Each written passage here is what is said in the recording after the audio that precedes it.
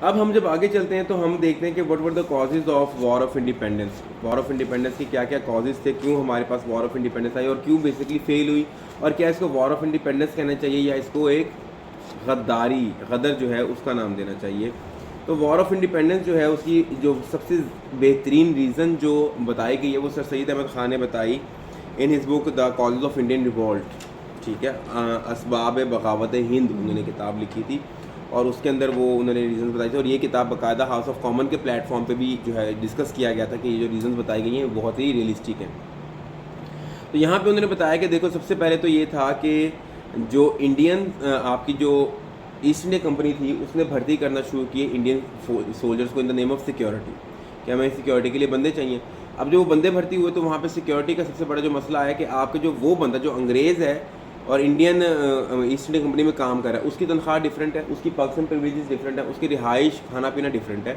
लेकिन जो इंडियंस काम कर रहे हैं चाहे वो मुसलमान हैं, हिंदू हैं, सिख हैं, जो भी हैं, तामिल हैं, उनकी जो है सारी पर्क्स एंड प्रिविलेजेस बहुत ही डिफरेंट है। मगर अब अगर अंग्रेज़ का जो अंग्रेज़ है वो 100 रुपये तनख्वाह ले रहा है तो मुसलमान या इंडियन 10 रुपये तनख्वाह लेते थे, इतना डिस्पैरिटी थी। तो पे पैकेज में डिस्पैरिटी। उसके बाद जो हमारे पास मसला आता है जो बहुत ही बड़ा, तो वहाँ पे बनता है कि जनाब वाला उनकी जो राइफल्स थी उसके जो कॉक्स थे ना, मतलब हाँ कार्टेज इशू जो है, कार्टेज इशू जो बनता है उस कार्टेज इशू में क्या था कि पिग और उसको काऊ का ना मिक्स करके वो यूज़ की थी जो बुलेट्स होती थी, जो गन पाउडर उनका था। मैं बताता हूँ, उस दौर के अंदर जो है ना एक बंदूक होती थी, हाँ, बंदूक के अंदर कैनन वाली बड़ी, हाँ उसको जो है उसके अंदर जो उसकी नाली होती है, फनल होती है, उसको खोल के उसके नीचे चाकू भी लगा होता था, आपने अक्सर देखा होगा, क्योंकि उस टाइम ये मतलब रीलोड और ये वाला सिस्टम नहीं था। जो एक बंदा जाता था उसके अंदर रीलोड करता था फिर बाहर निकल के आता था। अब क्या होता था उनके पास ना कार्ट्रिज होती थी। कार्ट्रिज क्या होती थी, बेसिकली वो चीज़ होती थी, एक डब्बी होती थी जिसके अंदर सारा गन पाउडर होता था। ठीक है, अब ये क्या करते थे, गन उतार के साइड में रखते थे, उस कार्ट्रिज को खोलते थे और कार्ट्रिज से जो गन पाउडर है वो उल्टी साइड से अंदर डालते थे उस गन के, फिर उसको दबाते थे और फिर सीधा करके ढंस गोली चलाते थे। ये उस टाइम की गन थी। अब जब क्या होता था कि अब जो सोल्जर है उसके पास गन है तो वो गन साइड पे नहीं रखता था, उसने गन एक हाथ से पकड़नी है और उसने कार्ट्रिज जो है वो दूसरे हाथ से खोलनी है, और कार्ट्रिज खोलने के लिए उसको मुंह का सहारा लेना पड़ता था। अब हुआ क्या कि with the passage of time यहाँ पर अंग्रेज़ों ने किया या ये प्रोपेगेंडा फैला, इसके पीछे कोई रियलिटी अब तक समझ नहीं आई।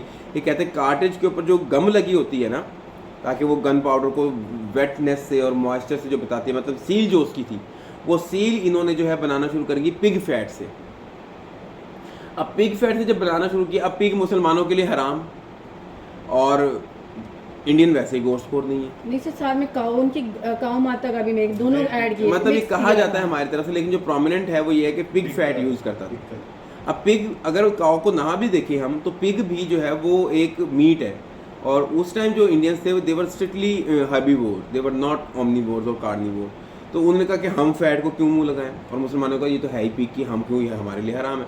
तो यहाँ से उनकी जो फौज थी उन्होंने भी रिवॉल्ट करना शुरू कर दिया, जिसकी वजह से बहुत इशू बना विद इन द आर्मी, उनकी डिस्पैरिटीज आई और एक सारा जो जंग का मामला था वो चल गया। उसके बाद जो मोस्ट इंपॉर्टेंट रीज़न आती है वो आती है doctrine of lapse. Doctrine of lapse क्या है, ये एक आइडियोलॉजी इंट्रोड्यूस करवाई थी अंग्रेज़ों ने ही।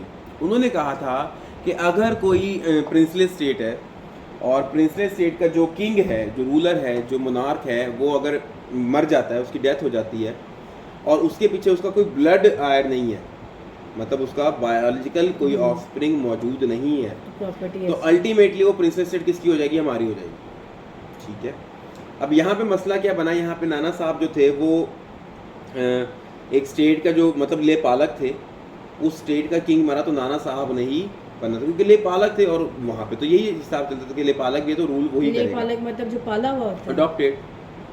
तो जब ये बात हुई तो उनको जब पता लगा तो उन्हें उस स्टेट के खिलाफ वॉर का ऐलान कर दिया, जिससे नाना साहब को भी मार दिया गया, उनको भी जो है वो कर दिया गया। और यहाँ पे एक फर्स्ट जो था एक nail in the coffin of the Indian freedom जो है वो हैमर किया गया कि जब आपकी डॉक्ट्रिन लैब्स के तहत नाना साहब का हक लिया गया, उनसे उनको किंग नहीं बनने दिया, उनको मारा गया, तो यहाँ पे अब एक क्लियर कट वॉइसेस शुरू हो गई थी कि अब it's Indian East India Company versus Mughal Empire. ठीक है, तो ये सारी रीजंस थी हमारी बड़ी जो कि वॉर ऑफ इंडिपेंडेंस की तरफ गई। अब हमने फेल क्यों की वॉर ऑफ इंडिपेंडेंस, क्योंकि नंबर वन के हमारे पास कोई यूनाइटेड लीडरशिप नहीं थी। यूनाइटेड लीडरशिप ना होने की वजह से हमारे पास कोई प्लान्स नहीं थे कि हमने कैसे वॉर को लेकर चलना है। उसके बाद हमारे पास कोई कनेक्टिविटी मतलब मोड्स ऑफ एक्टिव कनेक्शन नहीं थे, हमारी कनेक्टिविटी बड़ी ही ऑब्सलीट थी, रफ थी। फिर इंडियन सब कॉन्टिनेंट के अंदर जो मुगल एम्पायर थी वो डिसइंटीग्रेट होने शुरू गई थी। हमारे पास डिफरेंट एम्पायर जो थे उन्होंने हेड उठाना शुरू कर दिए थे, वो चीज़ों को लेकर चल रहे थे। उसके बाद हम बात करते हैं कि इंटरनल कॉन्स्पिरेसीज थी, डिफरेंट सिख हो गए और हिंदू हो गए, वो भी चाहते थे कि हम मुसलमानों के जो स्ट्रैंग होल्ड है उससे बाहर निकलें।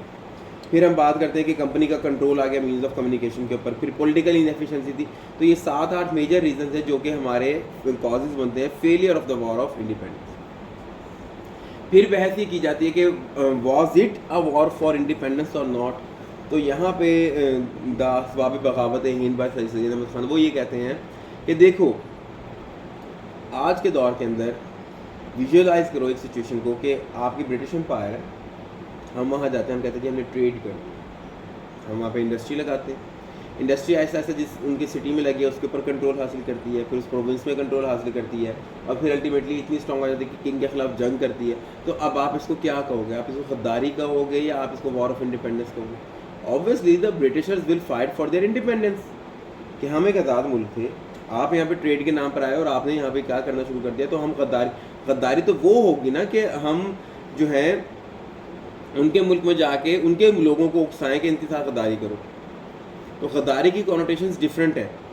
गद्दारी ये होती है कि हम आपके सबऑर्डिनेट पहले से थे, हम मज़ीद नहीं रहना चाहते, अब हम आपके ख़िलाफ़ रिवॉल्ट कर रहे हैं, तो वो गद्दारी होती है। लेकिन हम वहाँ पे ऑलरेडी इस्टेब्लिश थे, आपको हमने जनाब वाला इजाज़त दी कि आप इधर आएँ ट्रेड करें, तो आपने ट्रेड की बहाने उसकी ट्रेड की गाइज में रहते हुए हमारे साथ मैस्कुरेड किया और हमारी जो एम्पायर थी उसको मुग़ल एम्पायर को डिसइंटीग्रेट, तो आपने गद्दारी की है। We fought for our independence और ये रीज़न बाद में ब्रिटिश ने एक्सेप्ट भी की थी। तो ये बड़ी रीज़न था कि it was not a revolt, it was a war for the maintenance of independence of the Indian सब कॉन्टिनेंट। यहाँ तक क्लियर है?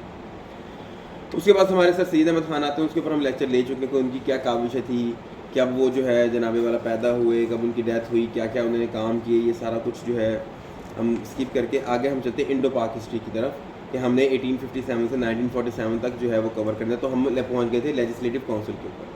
तो टोटल हमने ये देखना कि अब जो ब्रिटिश यहाँ पे एम्पायर आई है, ब्रिटिश एम्पायर ने कही है कि देखो हमने कॉलोनी इसलिए बनाया क्योंकि ये थे जाहिल और हम हैं गोरे, हमारे ऊपर आती है वाइट मैन बर्डन थ्योरी, हमने तो पूरी इंसानियत को समझाना है, अवेयरनेस देनी है, पढ़ाना है, अपग्रेड करना है। तो इस अपग्रेड करने के अंदर हमने अब क्या करना है, इनको बताना है कि बच्चों डेमोक्रेसी होती क्या है, डी फॉर डेमोक्रेसी। तो डी फॉर डेमोक्रेसी सिखाने के लिए हम आहिस्ता आहिस्ता इनको राइट्स देंगे, फंडामेंटल राइट्स देंगे ताकि इनका डेमोक्रेटिक एवोल्यूशन हो। जब हम ये देखेंगे कि इनका डेमोक्रेटिक एवोल्यूशन हो गया, हम चले जाएंगे। ये चूरन हमें बेचा गया और हमने ख़रीदा भी, हम बोले थे हमने ख़रीदा, सस्ता मिल रहा था।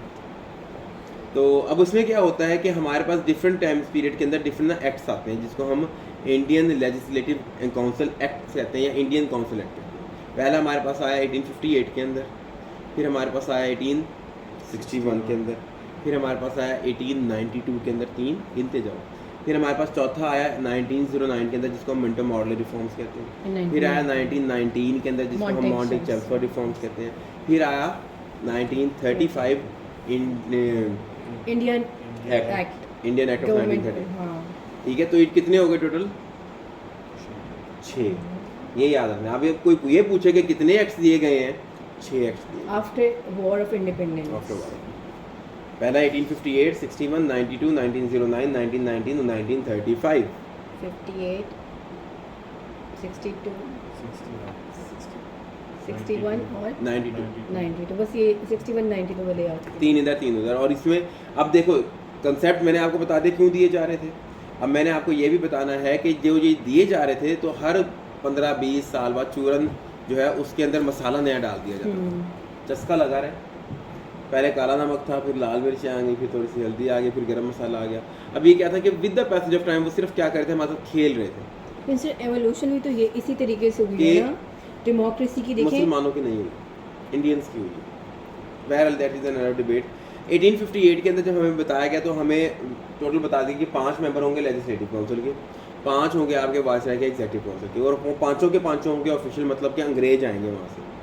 यानी कि उनके हाउस ऑफ लॉर्ड, उनके हाउस ऑफ कॉमन के मेंबर इधर आके हमें रूल करेंगे। लेकिन with the passage of time ये रियलाइजेशन हुई कि no this is not enough, तो फिर हर एक्ट के अंदर हमें सीट्स प्रोवाइड करते गए कि चले अच्छा आपको भी हम ऐड कर लेते हैं, ऐड कर लिया, फिर पावर दे दी, फिर अगले एक्ट के अंदर थोड़ी सी पावर दे दी, फिर एक्ट के अंदर थोड़ी सी पावर दे दी। इस तरह हमें चलते चलते चलते 1935 का वो एक्ट आया जब हमें मैक्सिमम पावर दी गई। और वो मैक्सिमम पावर के अंदर भी कौन फ्रंट फेस पर आ गए? इंडियंस आ गए। 1937 के जो इलेक्शन हुए वो 2 साल उन्होंने फिर जो है अट्रॉसिटीज़ की, फिर हमें रियलाइजेशन की नहीं भाई अलहदा मुल्क, फिर 1940 में जाके हमने ये फाइनल तहिया किया कि अलहदा मुल्क, और 7 साल में हमने अलहदा। तो ये एक ब्रीफ हिस्ट्री थी कि हमने हमारे कॉन्सेप्ट क्लियर होना चाहिए कि हम बेसिकली पढ़ क्या रहे हैं। हम ये पढ़े कि कैसे ब्रिटिश ने कहा कि हम आपकी डेमोक्रेटिक एवोल्यूशन करेंगे। डेमोक्रेटिक एवोल्यूशन स्टार्ट की कहाँ से? 1858 के एक्ट से, जहाँ उनका कि लेजिस्लेटिव काउंसिल है, वाइसराय काउंसिल है, 5 बंदे हैं, ये मिनिस्ट्रीज़ हैं, ये हम काम करना शुरू कर देंगे। फिर 1861 की आई, उसके अंदर बताया गया। तो 1861 की जो हमारे पास आई वहाँ पे बताया गया कि जनाबे वाला इंडियन काउंसिल एक्ट ऑफ 1861 इसको कहते हैं। 5 मिनिस्ट्रीज थी, कौन कौन सी? होम, लॉ और मिलिट्री, फाइनेंस और रेवेन्यू, ठीक है। फिर यहाँ पे इसके मेन फीचर्स क्या है कि गवर्नर जनरल जो है उसकी कौन सी थी? लेजिस्लेटिव काउंसिल, ठीक है। तो लेजिस्लेटिव काउंसिल के अंदर ये बताया गया कि आप गवर्नर जनरल की लेजिस्लेटिव काउंसिल करेंगे, मैक्सिमम बंदे 12 होंगे, मिनिमम 6 होंगे, मैक्सिमम 12 मिनिमम 6 लेजिस्लेटिव काउंसिल, ठीक है। और सर ये सिर्फ एक ही मतलब कि गवर्नमेंट लेवल पे थी या जिस तरह हमने 3 प्रेसिडेंसीज बनाई हुई थी? ये अभी बात हो रही है हमारी